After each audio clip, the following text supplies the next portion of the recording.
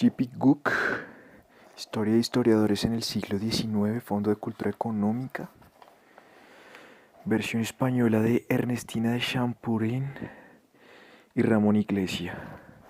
Capítulo 7. Los críticos y los discípulos de Ranke.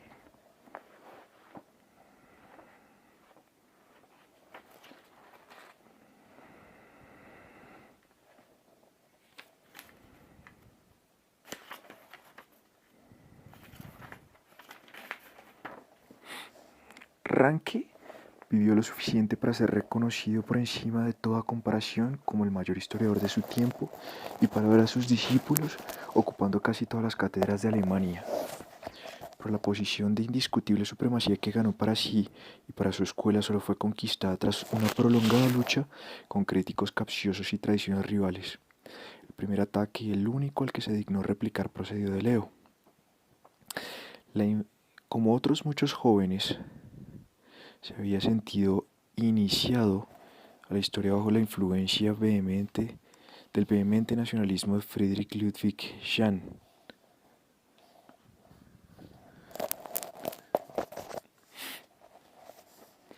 Y entre los fogosos muchachos que denunciaron a los enemigos de la libertad de 1817 en el castillo de Wartburgo, pocos parecían menos indicados para convertirse en el pilar de la reacción. Pero con el asesinato de Kotzebue surgió un movimiento hacia el conservatismo que se vio fortalecido por la influencia de Haller y de Hegel. Una visita a Italia fructificó en una obra acerca de la constitución de las ciudades lombardas.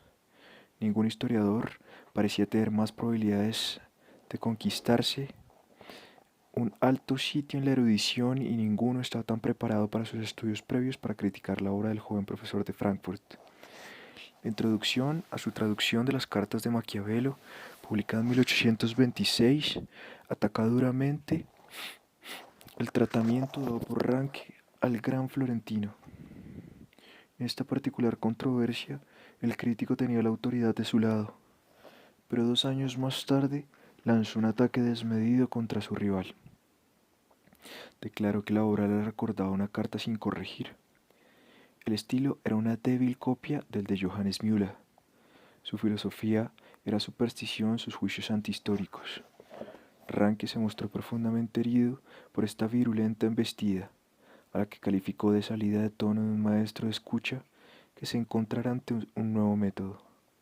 Una violenta réplica de Leo terminó la controversia, y el mismo año se trasladó de Berlín a Halle.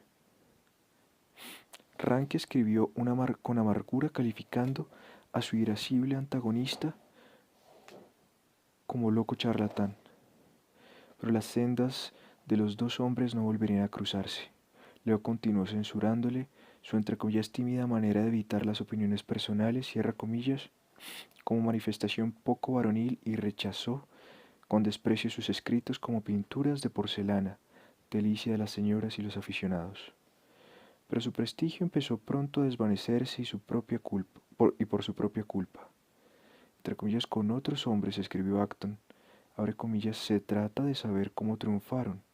Con Leo el por qué sus talentos no le dieron el primer supuesto, cierra comillas. Su historia de los estados italianos para las series de Girén y Uckert señala el primer progreso más allá de Sismondi. Pero el volumen quinto, que relata la década de la caída, da muestras de los prejuicios que habían de echar a perder a sus obras posteriores. Afirmaba que la reforma era el comienzo de un proceso de degeneración que aún seguía su curso. Sus colosales prejuicios y su temperamento ingobernable se desahogaron en una serie de extensas obras apresuradamente escritas sobre los Países Bajos, los judíos y la historia del mundo. Aunque era nominalmente protestante, glorificaba a la Iglesia romana y a sus paladines. Abre comillas, desde Constantino la historia de la Iglesia cristiana forma la médula, el alma, la vida de la historia universal. Glorifica a Hildebrando y a Canosa. Aprueba la Inquisición y la Cruzada albigense. Condena a Wycliffe y a Hus. Denuncia a Lutero como enemigo de la autoridad y justifica la dominación sangrienta de Alba. Sus odios se extienden más allá de la religión, hasta la raza. Califica a Francia de nación de monos y habla de los celtas como presa de todos los instintos bestiales. Estas extravagancias no serían dignas de citarse a no ser por la notable personalidad que se encuentra tras ellas. Leo era un hombre de vasto saber y de apasionada sinceridad, y sus conferencias hicieron época en muchas vidas. Rudolf Delbrück gozó con ellas profundamente, pero llegó a preferir la serena objetividad de Ranke, que le parecía un ciclo despejado tras las nubes de tormenta. Mucho antes de morir en 1878 era ya un volcán apagado. Un obstáculo mucho más serio para la aceptación de los métodos de Ranke y el reconocimiento de su autoridad era la escuela didáctica, cuyas principales figuras fueron Rotek, Schlosser y Gervinus. Aunque, aunque hoy solo es un nombre, Rotek fue durante más de una generación el primer instructor histórico y político de la Alemania meridional. El nacido en Baden e hijo de la madre francesa, pronto asimiló las ideas de Francia adoptando a Rousseau como maestro. Nombrado profesor de Friburgo en 1798, hizo de su cátedra un pupilo y una tribuna. Entre comillas, venero la historia, declaraba. Como un prudente consejero y juez. Sus conferencias son la base de su Historia Universal, que empezó a publicarse en 1812. No pretendía aumentar la suma de los conocimientos entonces adquiridos. En las sinceras palabras del prólogo decía que la publicaba como obra de propaganda. Su objeto era no solo enriquecer el espíritu, sino fortalecer la voluntad y educar el carácter de la juventud. Abre comillas, mis nobles y jóvenes amigos, deseo que presentemos las altas enseñanzas, las elevadas imágenes del pasado para despertar en vosotros el amor y la admiración hacia los espléndidos caracteres de antaño y encender, una pasión hacia la rectitud, la libertad y la madre patria, cierra comillas. Su ataque contra Alejandro, su invectiva contra Roma, por haber suprimido la libertad del mundo, sus embestidas contra toda clase de despotismo, se dirigían y se comprendió bien que lo estaban contra el omnipresente gobernante del Sena.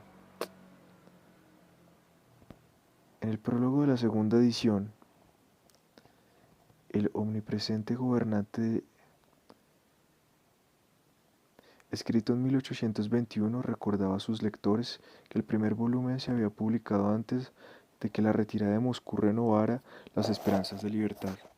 Abre comillas, la historia era entonces el único órgano con el que podía enseñarse la sabiduría, cierra comillas. Después de Waterloo, la obra no fue menos necesaria para estimular la lucha en pro de la libertad constitucional, aunque fue puesto en el índice y prohibido en Austria. El libro pudo circular libremente por toda Alemania. Las traducciones al inglés y al francés, al italiano, al danés y al polaco lo convirtieron en cierto modo en la Biblia de la Europa liberal. El autor vio aparecer la 13ª edición antes de su muerte, en 1840. La 25ª se publicó en 1866, mientras que otra abreviada gozaba de una popularidad casi tan grande como la de la obra completa.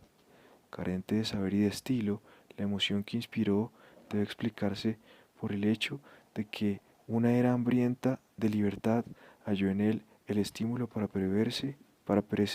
perseverar en su demanda.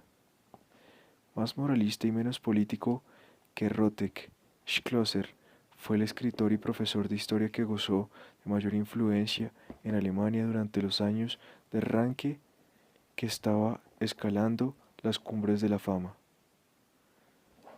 En una breve autobiografía recuerda las decepciones de su vida de estudiante en Gotinga.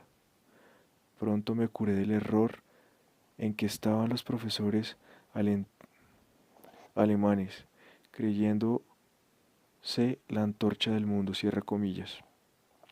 Durante cierto tiempo compartió el culto entonces en boga de Johannes Müller, llamándole el Tucídides alemán, pero pronto perdió su admiración. No servía a ningún amo, pues su espíritu crítico encontraba invariablemente más motivos de censura que de elogio. Vagabundeó ampliamente por los campos de la historia y después de los 30 años publicó monografías sobre Abelardo y Besa.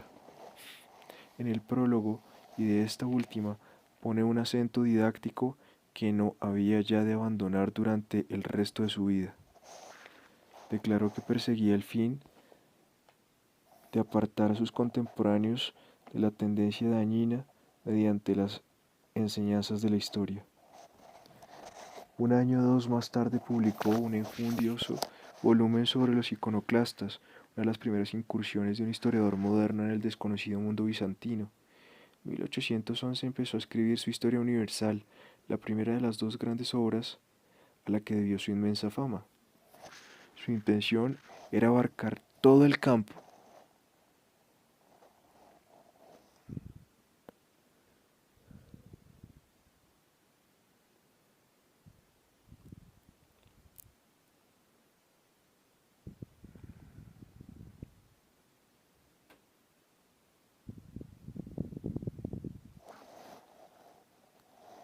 de la historia en tres pequeños volúmenes.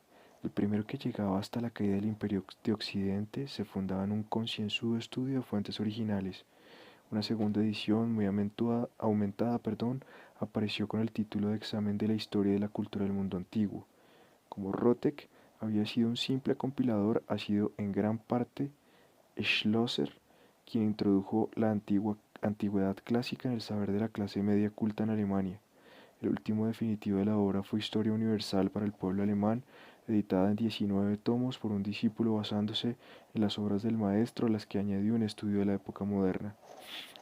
Paralelamente a la Historia Universal, Schlosser estuvo ocupando durante varias décadas en una obra de mucha más importancia. Una visita a las bibliotecas de París en 1822 fue seguida por dos tomitos sobre el siglo XVIII. Fueron aumentados luego tras una segunda visita en 1834. En octavo y último volumen no apareció hasta 1860, el año de su muerte. Las páginas más interesantes y de más valor son las que consagra la vida intelectual de Francia, Alemania e Inglaterra. Admira calurosamente a espíritus tan audaces como Reimarus y los deístas, Thomasius y Lessing, Campomanes y Frobenius. El estudio político, que abarca desde la Guerra de Sucesión Española hasta la caída de Napoleón, tiene menos mérito y utiliza pocos materiales originales. Alaba los fines y no los métodos de los déspotas ilustrados, pero su actitud frente a los príncipes es de una depreciación casi monótona. Habla con repugnancia de las brutalidades de las pequeñas cortes alemanas, de Versalles y de San Petersburgo, y del marcado de los soldados de Hesse. Condena el duro egoísmo de la aristocracia británica y recuerda a los hambrientos irlandeses, a los niños de las fábricas, a los pobres aglomerados en los talleres y asilos. Ambicionaba desgarrar la máscara con la que las mentiras, la ambición y la codicia trataban de ocultar los delitos de los poderosos.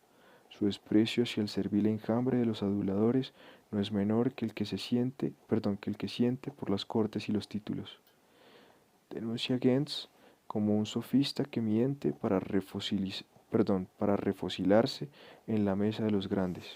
Sin embargo, Schlosser no fue un adulador del pueblo. Tenía poca fe en el poder de las constituciones para mejorar el mundo y no tenía ningún sistema político que defender. Denunció los excesos de la revolución, como había censurado las contiendas de Atenas y de Roma. Se negó a unirse a la glorificación de la guerra de liberación y, sin detener a Napoleón, arrojó una luz más favorable sobre algunos de sus actos. Aunque respetaba la auténtica piedad en todas sus formas, en Sailer como en Spencer consideraba a los sacerdotes como cómplices de la tiranía o con los príncipes. No perteneciendo a ninguna iglesia, condenaba el clericalismo y el oscurantismo allí donde los hallaba. Fustiga a los jesuitas en los días de su prosperidad, pero condena su implacable expulsión. Se le llamó a menudo el Catón moderno, y había mucho en él de los primitivos romanos. Su autor favorito era Dante, y sus obras reflejan la sombría atmósfera del infierno. Era un cosmopolita del siglo XVIII, un hijo de la Ilustración que había aprendido el imperativo categórico de Kant. Sus convicciones hallaron notable expresión en una rapsodia a la muerte de su viejo amigo Voss, abre comillas, donde se cita a Lessing y a Lutero, habrá que pronunciar su nombre. Paladín de la libertad de la fe y de la enseñanza, libró una lucha heroica. Oh Dios, déjanos permanecer firmes hasta la muerte en la verdad que hemos hallado, cierra comillas. El Evangelio de Schlosser no solo se proclamó en sus escritos, sino en sus conferencias de Heidelberg, donde sucedió a Wilken en 1817. Todos los testigos están de acuerdo al describir el número y el entusiasmo de su público. Su mejor discípulo, Gervinus, nos ha legado una impresionante descripción. Abre comillas, por fin encontré lo que tanto había buscado en vano. Hablaba con igual fuerza a la cabeza y al corazón. Sus conferencias estaban llenas de magníficos apersus, ante los cuales se abrían de par en par las puertas de la historia, cierra comillas. Pero personalidad tan original actuaba más bien como inspiración que como guía. Convencía a sus oyentes de la elevada misión de la historia sin enseñarles la manera de ser historiadores. Negaba la posibilidad de la historia objetiva, sosteniendo que ningún hombre podía llegar nunca al perfecto conocimiento de la relación interna de los hechos. Pero no puede decirse que hizo grandes esfuerzos para obtener la información que era asequible. Desdeñaba las abstrusas investigaciones de arranque y hablaba con desprecio del polvo de los archivos. Como Leo sobrevivió a su fama y a su influencia, en el prólogo del último volumen, el siglo XVIII, escrito unos meses antes de su muerte, confesaba que ya no tenía fuerza bastante para realizar la tarea de aconsejar y mejorar a su generación. Había algo patético en la constancia con que se aferraba a las doctrinas de su juventud, mientras los estudios históricos progresaban a la luz de otras estrellas. Abre comillas, Schlosser se me lamentaba, cierra comillas, escribió Strauss en 1858, abre comillas, de que los historiadores más jóvenes, incluyendo a Gervinus, se ocuparan tan pronto de la moralidad de la historia, aunque Gervinus es un hombre altamente moral, cierra comillas. Su aula se vació y nadie hizo caso de sus ideas. Su mejor en realidad, su único discípulo, en la elocuente apología escrita al morir el maestro, reconoció el cambio ocurrido. Escribió que las opiniones sobre Schlosser ya no eran unánimes. Se le acusaba de falta de forma, de suficiencia, de inclinación a la censura. Lo primero era cierto, pero los más graves reproches se deben a la incomprensión de los fines que perseguía. Sus libros pretendían menos instruir que enseñar a vivir a los hombres. Entre comillas, siento, concluía, abre comillas, que si un hombre no hubiera hecho más que ser para otro lo que él fue para mí, esto bastaría para dar a su existencia el más alto valor, cierra comillas. El mismo Schlosser hubiera quedado más satisfecho de esta confesión personal que de cualquier otro homenaje a su erudición. Sin embargo, este hombre, investigador imperfecto y de estrecha filosofía, fue una de las primeras fuerzas intelectuales y morales de Alemania durante acerca de medio siglo y fue tenido largo tiempo no solo por rival, sino por superior arranque. El nombre de Gervinus está inseparablemente ligado al de Schlosser. Ambos eran hombres de vasto saber y de raro vigor intelectual. Ambos buscaban sobre todo en la historia una orientación para la vida. Pero aunque el discípulo no era menos austero, fue más un político que un moralista. Mientras Schlosser excitaba a su época al arrepentimiento, Gervinus lo estimulaba a la acción. El maestro apelaba a la conciencia individual, el discípulo hablaba a la nación. En su autobiografía recuerda cómo devoraba en la escuela libros de historia y de literatura y componía poesías y dramas. Su vida intelectual inició su madurez en 1825, cuando ingresó de un año en Italia a la historia florentina, sobre todo de Maquiavelo. Más de la mitad de su historiografía florentina estaba dedicada al autor del Príncipe. Verdadero patriota, en una época de vicios, lo arriesgaba todo por el bien de su país. Lejos de representar su tiempo en sus peores facetas, podía permitirse el lujo de despreciar a sus contemporáneos. Era además el padre del estudio científico de la historia. abre comillas, como buscaba más la instrucción que la acumulación de material, cierra comillas, escribía mucho después en su autobiografía, abre comillas, no pude haber encontrado a nadie más a propósito. Maquiavelo combina la historia y la política, cierra comillas. El librito denotaba a la vez independencia y capacidad y consiguió áureas críticas de Schlosser y de Dalman. La revolución de 1830 aumentó su interés por la política. Abre comillas, el aniquilamiento de 15 años de reacción unos cuantos días de julio despertó la creencia de que el día del desarrollo político amanecía también para Alemania. Pero sentí que debía evitar una transformación demasiado rápida y prematura, cierra comillas.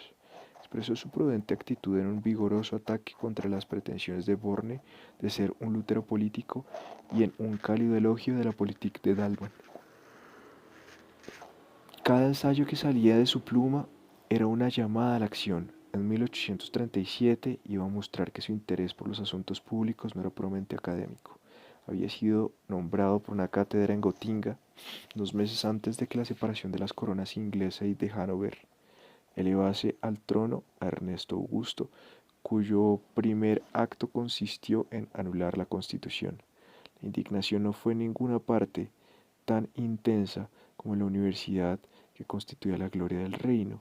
7 de los principales profesores, entre ellos Gervinus y Dalman, Ewald y los Grimm, se unieron en una resonante protesta y fueron enseguida privados de sus cátedras. La actuación de los entre cuyas 7 de Gotinga señala una época de la historia alemana, marcando a la vez la creciente fuerza de los principios constitucionales y la aparición de los profesores de influencia política activa. La valiente declaración hizo familiar el nombre de Gervinus por primera vez en toda Alemania y los aplausos lo estimularon en su decisión de despertar la conciencia política de sus compatriotas. Abre comillas, la vida activa, cierra comillas, declaró en su histórica, escrito en esos momentos, abre comillas, es el punto central de toda la historia.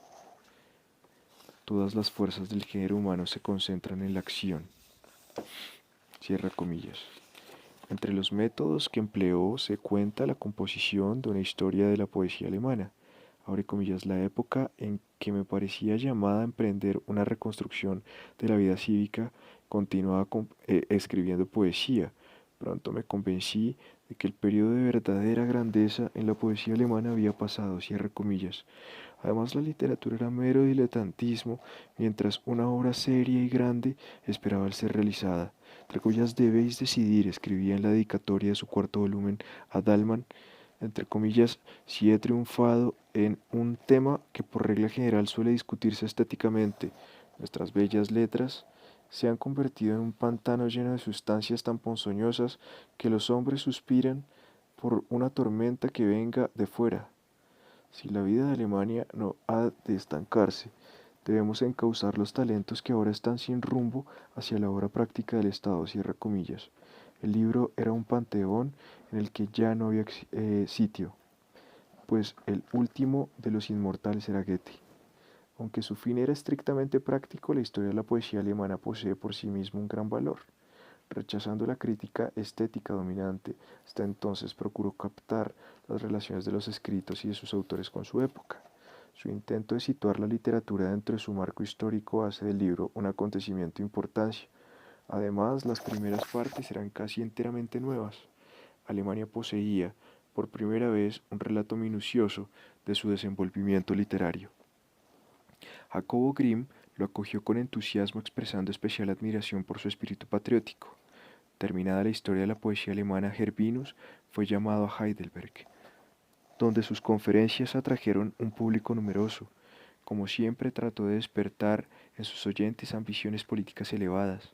En 1847 fundó el Deutsche Zeitung, con la ayuda de Dalman, Droysen-Heuser y otros profesores, con objeto de pedir un gobierno constitucional y de trabajar a favor de la unidad alemana. El acto de Federico I al rechazar la corona imperial lo convirtió en el duro crítico de Prusia que siguió siendo durante el resto de su vida. Entonces se consagró a la mayor empresa histórica de su existencia. pero antes de iniciar su obra cumbre escribió un tomo de prolegómenos. La introducción a la historia del siglo XIX puede leerse por separado sin tener en cuenta la enorme obra a la que sirve de entrada. Según él decía, en los 3 o 4 últimos siglos, la historia se había estado moviendo en una sola dirección, a pesar de los obstáculos y de las curvas, desde la libertad del individuo a la de las masas. La historia moderna es una lucha de las ideas democráticas lanzadas por la reforma contra la estructura aristocrática de la Edad Media y el absolutismo de la corona. Desde Napoleón los individuos han tenido poca importancia, los movimientos de la época se realizan mediante el mediante el instinto de las masas. ¿Triunfará ahora el cuarto estado? Alemania posee ya su libertad intelectual y religiosa y aguarda la emancipación política. Este elocuente tributo a la fuerza de la democracia fue seguido por un proceso de tradición en Baden. El autor fue condenado a prisión y su libro a ser destruido. Y aunque se anuló la sentencia, reveló los peligros que entrañaba la propaganda democrática. El primer tomo de la historia apareció en 1855 con una notable dedicatoria de Schlosser.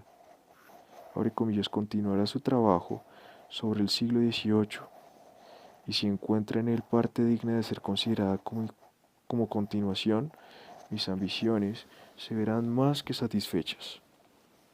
Me ha enseñado una veneración tan profunda hacia la majestad y la grandeza de la historia que ya bastaría librarme de pasión, parcialidad o miedo. Espero mostrar algo de esa espléndida cordura de que están impregnados sus escritos, cierra comillas. Hay en el libro mucho de Slosa, pero en conjunto el tono es más sereno. Parte de la obra, sobre todo los volúmenes referentes a las revoluciones en Sudamérica y la guerra de la independencia griega, contienen relatos completos de acontecimientos poco conocidos. Al ocuparse la Europa Central, sostiene que la historia de los congresos se relataba por primera vez basándose en documentos auténticos. Pero para el estudiante de hoy el mayor interés reside en los exámenes de los movimientos intelectuales y literarios. Su fuerza estriba en su amplitud de visión, en su interpretación de las ideas que fermentan bajo la superficie de las cosas. Trishke, crítico hostil, califica el libro como una de las historias más meditadas que existen. En todas partes se pone junto a la oposición en Grecia, en Italia y España, en América, en la Europa Central. Metternich es el genio malo de la época, su política un fracaso completo. Jens, instrumento suyo, fue comprado por Austria y prostituyó su enorme capacidad a la causa del absolutismo. Federico Guillermo III solo se salva de la misma condenación porque su despotismo fue débil e ineficaz. El punto más brillante de Europa Central era al sur de Alemania. Los principales bienhechores de la época no fueron gobernantes, sino escritores.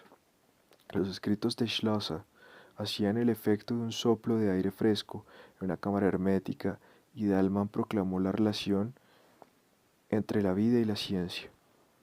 Gervinus simpatizó grandemente con el movimiento democrático del siglo XIX, pero se mostró ciego ante la corriente nacionalista de igual fuerza que empezaba a fluir. Había sostenido siempre que Italia no podría jamás convertirse en un solo estado, e incluso cuando se aproximaba la unificación, él pedía una federación. El hombre que había exhortado a sus compatriotas para que se consagraran a la actividad política contempló sin entusiasmo la unificación de Alemania. Declaró que los estados centrales de Alemania podían enorgullecerse de una historia mucho más gloriosa que las dos grandes potencias para las cuales fueron oscurecidos. En su octavo y último volumen, que concluye en 1866, explica la guerra de 1864 por el deseo de Bismarck de distraer la atención de los problemas interiores y lo declara desprovisto de ideas morales.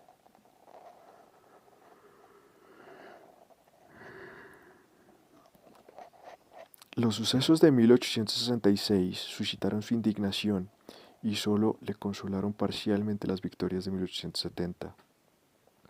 En el prólogo a la quinta edición de la Historia de la Poesía Alemana, escrito después de Sedan, declara que Dalman y los Grimm, a quienes había dedicado su libro, no hubieran cedido a semejante embriaguez de entusiasmo. En su última obra escrita durante la guerra afirmó: "Soy neutral, No pertenezco a ningún partido ni aristócrata ni demócrata, y no poseo lazos de interés con ningún estado ni ninguna dinastía. Siempre he aconsejado una federación, no una hegemonía prusiana, basada en la fuerza, cierra comillas. La libertad política le había parecido siempre de mucho más valor que la unidad y la grandeza nacionales. Según las severas y veraces palabras de Acton, personificaba al alemán de la clase media procedente de las más pequeñas ciudades, de los estados más pequeños. No es de extrañar que para un nacionalista como Trischke, abre comillas, apenas perteneciera a nación ninguna, cierra comillas. La historia del siglo XIX está hoy casi olvidada. Mientras relataba el progreso de los movimientos constitucionales, arrastró con él a sus lectores, pero su absoluta indiferencia hacia el espíritu de nacionalidad que latía en Alemania produjo el alejamiento. Además, otros obstáculos se oponían a su éxito. Su estilo nunca fue atrayente y se volvió cada vez más prolijo. Su incapacidad para apreciar a hombres cuya política reprobaba presta al libro un curioso carácter unilateral. El enemigo acérrimo de los doctrinarios fue él mismo uno de los mayores doctrinarios de su siglo. Se había burlado de las templadas opiniones de Ranke observando con desdén que trataba de lavar sin mojarse, pero el estilo hipercrítico de Gervinus y de su maestro está pasado de moda. Sin embargo, podemos repetir las benignas palabras de Ranke al morir su antiguo crítico. Abre comillas, es preferible que no todos se acerquen a la ciencia histórica por el mismo camino, cierre comillas. Hoy día todas las escuelas de historia y de política reconocen con Jacobo Grimm que siempre luchó por la gloria de la patria viva. Segundo, al contrario de su amigo Savigny, Ranke no debió nunca de su influencia a sus disertaciones. Poseemos diversos informes acerca de sus métodos, los cuales se hallan de acuerdo en los puntos principales. Abre comillas, la primera impresión que producía al parecer junto a la mesa, cierra comillas, escribe Sibel, entre comillas, era de asombro. La gran cabeza enmarcada en el cabello oscuro y rizoso, sostenida por un cuerpo pequeño, el movimiento incesante que seguía el juego del pensamiento en apresurado gesticular, la conferencia misma, ya deteniéndose para buscar la expresión adecuada o atropellándose. Con extraordinaria rapidez todo esto parecía extraño y casi repelente. Pero cuando se acostumbraba uno a aquellas cosas, se dejaba arrastrar por la rica profusión del contenido, por el colorido y la gracia plástica de la forma, mientras la investigación independiente y la originalidad de la concepción se manifestaban de continuo, cierra comillas. Entre comillas, la inusitada viveza, dice Giesebrecht. Abre comillas, desconcertaba al principio. La conferencia estaba totalmente preparada. El profesor tenía sus notas delante, pero sus palabras surgían como una creación del momento y a veces su material parecía abrumarle. La corriente no solía fluir de modo uniforme. Primero se iniciaba lentamente y luego con tal rapidez que era difícil de seguir, o más tarde había una larga pausa porque parecía que el orador no remontaba la palabra adecuada a su fantasía. Cierra comillas. Abre comillas. Las conferencias de Ranke, cierra comillas, testimonia Hermann Grimm, la subyugaban desde la primera palabra hasta la última. Daba a los principiantes la sensación de estar contemplando los asuntos humanos con la experiencia de veteranos estadistas. Hablaba como si hubiese presenciado todos los episodios que describía, cierra comillas. Dos apuntes de los últimos años completan el cuadro. Entre comillas, hablaba sin gran animación, escribe Royce, que asistió a sus cursos de 1862, abre comillas, y solo se le oía desde los primeros bancos. Pero a veces llegaba con un paso más rápido, sacaba de su bolsillo un libro nuevo y discutía en animada improvisación las cuestiones de método con una extraña luz, y de crítica que surgían de él. Entonces su rostro arrugado se encendía con extraña luz, gesticulaba como un muchacho, y los que estaban ampliamente compensados de muchas sesiones tediosas, los que estaban atentos y bastante adelantados para aprovechar sus mensajes se sentían ampliamente compensados de muchas sesiones tediosas, cierra comillas. Abre comillas, para entender sus conferencias, cierra comillas, declara Cherbuliez, Abre comillas, era necesaria una atención increíble. Su voz era baja y confusa, monótona y lánguida a un tiempo, pero la animación de su rostro y la viveza de sus gestos traslucían su interés. Hablaba con los ojos, cierra comillas. Continuó sus cursos hasta 1871, en que su mala salud le obligó a dejarlos. Pero no fue en la sala de conferencias donde mostró toda su eficacia la influencia de Ranke como maestro. La famosa entre comillas escuela mediante la cual se revolucionaron los métodos históricos se fundó en su propio despacho.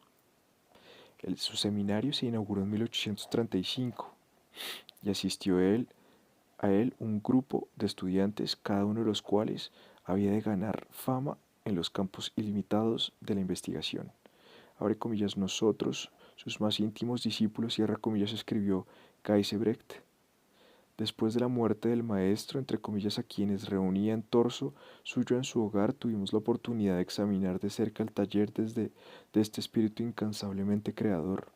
Despertaban nuestra admiración su vasto saber, su cultura polifacética, la rapidez con la que veía las cuestiones y su genio para la crítica. Lanzaba una alegre carcajada cuando conseguía destruir la tradición falsa o reconstruir los sucesos tal como habían pasado. En aquel tiempo, cuando su nombre se estaba dando a conocer en círculos cada vez más amplios, lo conocí íntimamente y me sentí poderosamente atraído por él.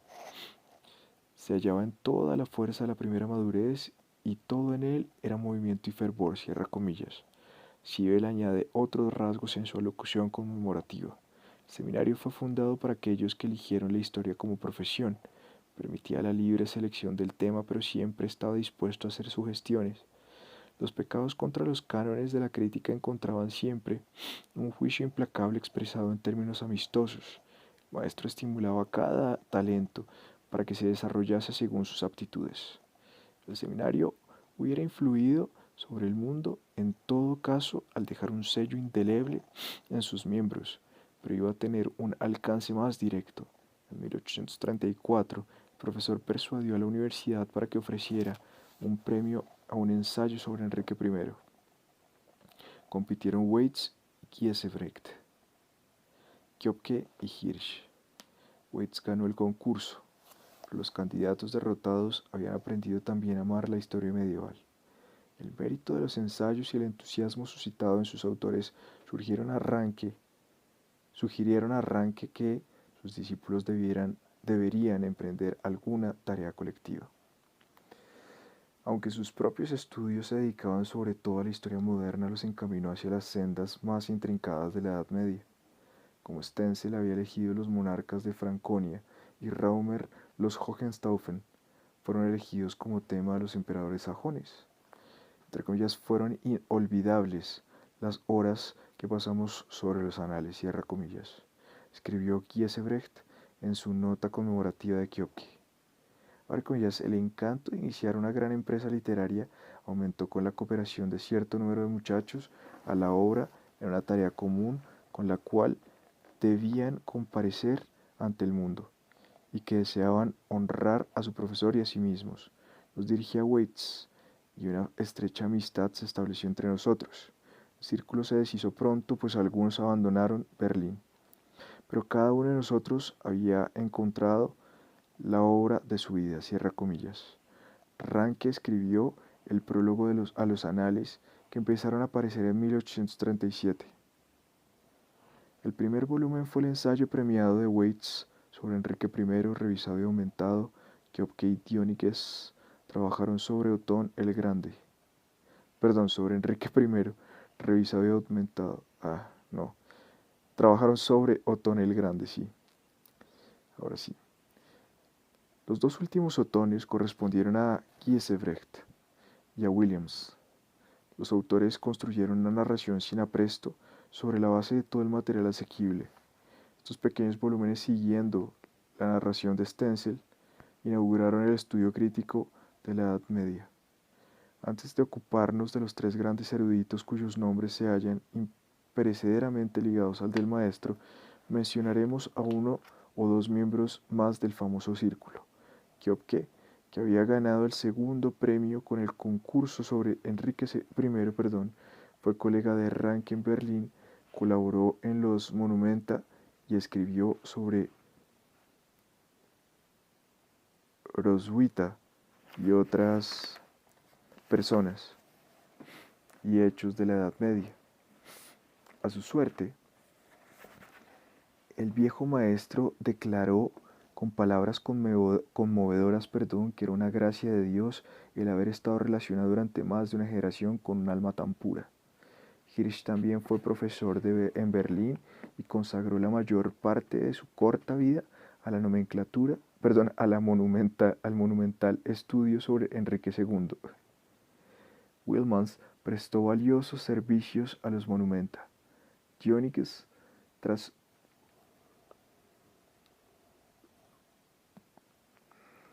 una breve carrera de profesor en Berlín, entró al servicio de Maximiliano de Baviera y dejó la historia por la diplomacia. Adolf Schmidt abandonó la Edad Media por la Antigüedad y la Revolución Francesa, pero merece recordarse como editor de la primera revista histórica seria, cuyas páginas estuvieron ampliamente nutridas por las aportaciones de sus compañeros. Entre otras, que pasaron por el seminario en sus años mozos se encuentran Nietzsche, Duncan, Borchardt, Ignaz Rocher y Pauli. El maestro siempre dijo que nunca había visto a un estudiante tanto fervor como en Jaffe, un judío polaco que muy pronto resolvió intentar para los papas lo que Biomer había realizado para los emperadores. En 1851 aparecieron los Regesta Pontificum, hasta la elección de Inocencio III, conteniendo 11.000 documentos, cartas y bulas, muchos copiados directamente de los manuscritos descubiertos por él mismo. El trabajo dejó muy atrás a Biomer por su método crítico y no fue de menos valor para el imperio que para la iglesia. Luego se enfrascó en la obra de los Monumenta, pero en la vista de su lento progreso dedicó sus últimos años a la publicación independiente del material para la historia alemana, en forma manejable y modelado sobre las fuentes de Biomer. Cada uno de los 6 volúmenes de su Bibliotheca Rerum Germanicarum estaba construido en torno a un hombre o un lugar. Bonifacio, Hildebrando, Carlomagno y Alcuino, Corvey y Bamberg, provistos de introducciones y sumarios, conociendo una buena cantidad de material inédito, hicieron singularmente agradable el estudio de la Edad Media de primera mano. Su suicidio en 1870 a los 51 años fue un golpe irreparable para los estudios medievales y privó a la erudición alemana de uno de sus más exactos y brillantes cerebros. Entre los discípulos de Ranke estaba Maximiliano de Baviera. Después de asistir a las clases de Hiren y Dalhmann en Gotinga, el príncipe pasó a Berlín, iniciando una amistad que duraría toda la vida y había de dar frutos áureos para los estudios históricos.